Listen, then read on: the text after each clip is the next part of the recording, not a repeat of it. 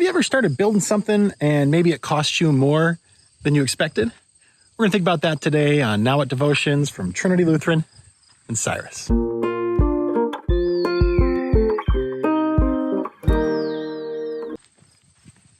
So, I like to build all kinds of stuff. I spend a lot of time in my workshop.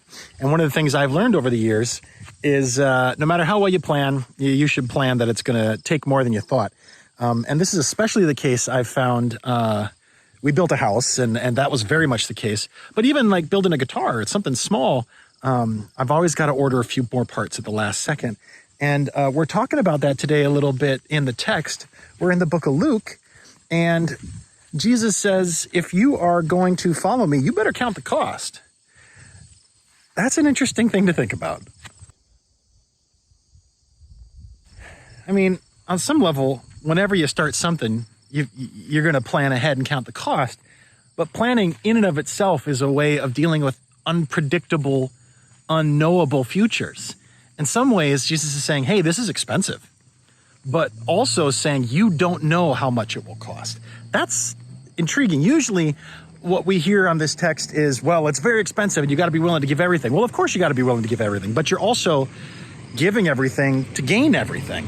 I mean, of course you give everything to the one who can save you forever. Of course you give everything to the one who can forgive you when you can't be forgiven on your own. That makes sense. It's just that it will cost us. It will cost us in this life. It costs us indefinitely. And sometimes we don't know how to count those costs. When I think about what my faith has cost me, I can tell you right away some immediate costs. First off, it has cost me intense pain and self-awareness as I try to be more vulnerable and open with the dark places in my life, particularly offering those places to God and saying, hey, this is a problem, fix it, help me fix it. There's no way to open up those dark closets in your heart without having to dig in the dirt, and it hurts. I will tell you that faith in Jesus Christ has cost me financial and convenience rewards, things that I thought I deserved or should have and that I could not have because I needed to give to something more important than myself.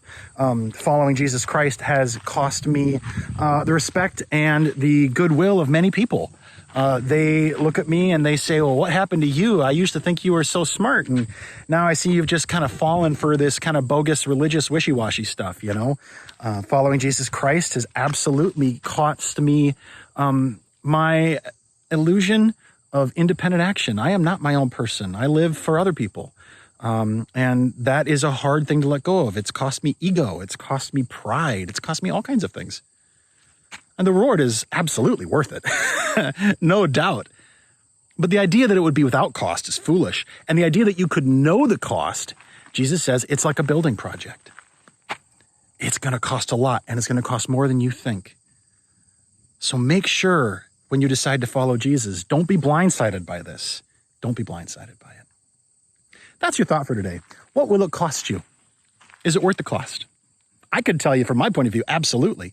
But that may not be everybody's judgment. How do we respect those who decide maybe it's not worth the cost? Or can we understand why they might make that choice and still have compassion? Ultimately, it's compassion that draws people to Jesus, not judgment, and certainly not convincing. I'm Pastor Chris from Trinity Lutheran in Cyrus, thinking today about what the cost would be over here at a building site not too far from Cyrus. We'll see you next time.